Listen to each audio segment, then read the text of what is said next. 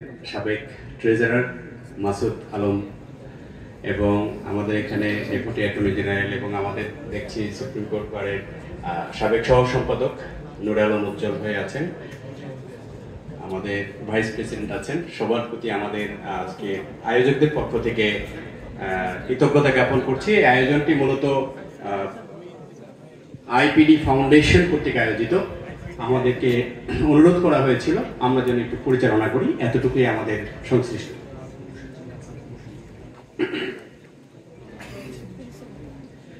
এই পর্যায়ে আজকের এই আয়োজন উপলক্ষে বিনীতভাবে বক্তব্য দেওয়ার জন্য অনুরোধ করছি আজকের স্পেশাল গেস্ট বাংলাদেশের মাননীয় অ্যাটর্নি জেনারেল সিনিয়র অ্যাডভোকেট জনাব এম আমির উদ্দিন স্যারকে। ধন্যবাদ। আজকের সভার সম্মানিত সভাপতি প্রফেসর আব্দুল ওয়াদুদ চৌধুরী, উনি একজন সুনামধন্য ডাক্তার এবং আমার মনে হয় বাংলাদেশের one of the best cardiologist. উপস্থিত আছেন বাংলাদেশের মাননীয় প্রধান বিচারপতি জনাব ওবায়দুল হাসান। উপস্থিত আছেন সুপ্রিম কোর্ট আইনজীবী সমিতির সম্মানিত সভাপতি জনাব এ মাহবুবউদ্দিন খোকন, সুপ্রিম কোর্ট আইনজীবী সমিতির সম্পাদক জনাব শাহ মুজিবুর হক। উপস্থিত আছেন প্রফেসর ডক্টর মোহাম্মদ মহসিন। উপস্থিত আছেন আমাদের সুপ্রিম কোর্ট আইনজীবী সমিতির সাবেক সম্পাদক, সাবেক প্রতিমন্ত্রী বিমান মন্ত্রণালয়ের জনাব মাহবুব আলী অ্যাডভোকেট। উপস্থিত আছেন জনাব এ আর এজিম খান সহ এবং আমার সম্মুখে উপস্থিত আছেন বাংলাদেশ সুপ্রিম কোর্ট হাইকোর্ট বিভাগের মাননীয় বিচারপতি জনাব শেখ হাসান আরিফ, অন্যান্য আইনজীবী বন্ধুগণ, সবাইকে আমার সালাম। আমরা এখানে কিন্তু আসলে ঠিক দেখতে আসছি, ও তো আমি কিছুই জানি না এই সম্বন্ধে। আমি ওনাদের সাথে ওনাদের কয়েকটা প্রোগ্রামে গিয়েছি এবং আমি দেখেছি ওনারা যে কাজ করেন।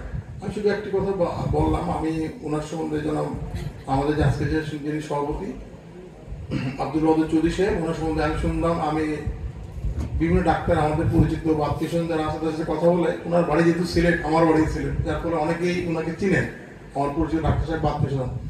ওনার সম্বন্ধে বলে যে উনি তো গোল্ড মেডেলিস্ট, উনি তো খুব ভালো ছাত্র ছিলেন এবং উনি নাকি খুব বেশি রুগী দেখেন না, উনি খুব লিমিটেড রুগী দেখেন এবং খুব ভালো মতো ওনাদেরকে দেখেন, এটা ওনার সম্বন্ধে বলা হয়। উনি যখন আমাদের এখানে আসার জন্য আগ্রহ প্রকাশ করলেন, আমি অত্যন্ত আনন্দিত হলাম। আমি কাইম খানকে বললাম ওনাকে যদি নিয়ে আসা হয় তাহলে আমাদের সবাই আমরা শিখতে পাবো। সাথে সাথে ডক্টর মহসিন উনিও রাজি হলেন।